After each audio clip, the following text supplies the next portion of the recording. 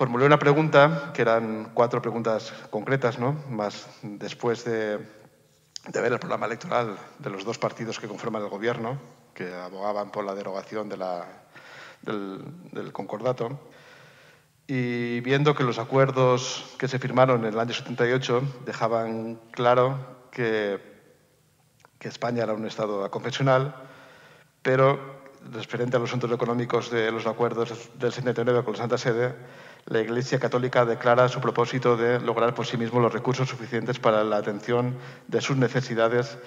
Cuando fuera conseguido este propósito, ambas partes, Estado y Iglesia, se pondrán de acuerdo para sustituir los sistemas de colaboración financiera expresada en los párrafos anteriores de este artículo por otros campos y formas de colaboración económica entre la Iglesia Católica y el Estado.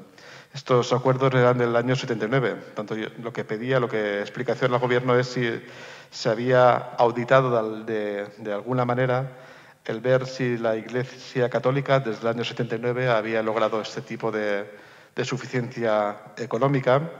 ¿Hasta cuándo tiene previsto el Gobierno que ha de continuar la sociedad española cumpliendo con su aportación económica a la Iglesia Católica? Si creía el Gobierno que era necesario que se continúe financiando tanto de forma directa o indirecta con el 1% del PIB a una organización privada, y si creía el Gobierno que han variado las circunstancias económicas 41 años después.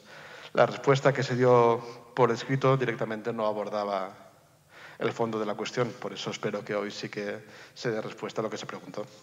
En marzo se dio una respuesta y en este momento estamos en condiciones de completar esa respuesta que se dio en marzo. El 17 de marzo, que fue la fecha en la que se le dio respuesta a su pregunta, se hacía referencia a los acuerdos económicos entre el Estado y la Santa Sede. Los acuerdos con la Santa Sede constituyen un tratado internacional válidamente celebrado que, por tanto, generan una serie de obligaciones también de cooperación económica para el Estado en relación a la Iglesia Católica. Por ello, se le decía entonces que había que tener en cuenta que la intervención general de la Administración del Estado no podía entrar a conocer de las cuentas, las actividades contables, fiscales, presupuestarias de la Iglesia Católica. No podían ser objeto de fiscalización. Ahora bien, distinto es la cooperación económica que ejercía o que hay establecida entre la Iglesia Católica y el Estado, porque esa sí puede ser objeto de informes del Tribunal de Cuentas.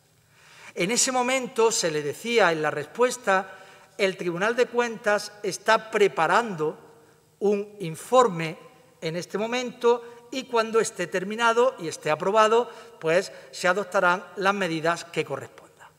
Pues bien, puedo decirle hoy que ese informe ya fue terminado, ese informe fue aprobado el 20 de julio de 2020. En ese informe se establecen una serie de recomendaciones que son fundamentalmente las siguientes. En primer lugar, se dice que la memoria justificativa que debe presentar la Iglesia Católica sobre las cantidades que recibe de la asignación tributaria, en ese caso, en relación a esa memoria justificativa, su contenido debe ser acordado entre el Gobierno y la Iglesia Católica, para asegurar así un seguimiento eficaz por parte del Gobierno de lo establecido en esa memoria justificativa. En segundo lugar, se señala que deben concretarse mejor tanto la naturaleza de los gastos como las entidades de la Iglesia a cuyo sostenimiento se destina la colaboración autonómica.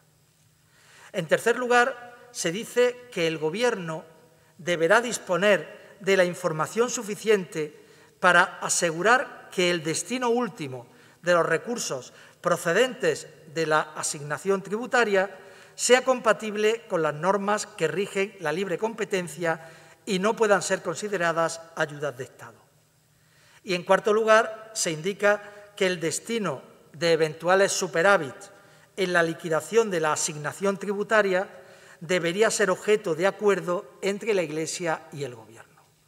Bien, por ello, a partir de estas recomendaciones que hace el informe del Tribunal de Cuentas, hace unas semanas se ha constituido un grupo de trabajo entre el Gobierno de España y la Iglesia Católica para abordar estas cuestiones y ver pues, cómo se puede llevar a cabo, cómo se pueden implementar estas recomendaciones establecidas en el informe del Tribunal de Cuentas.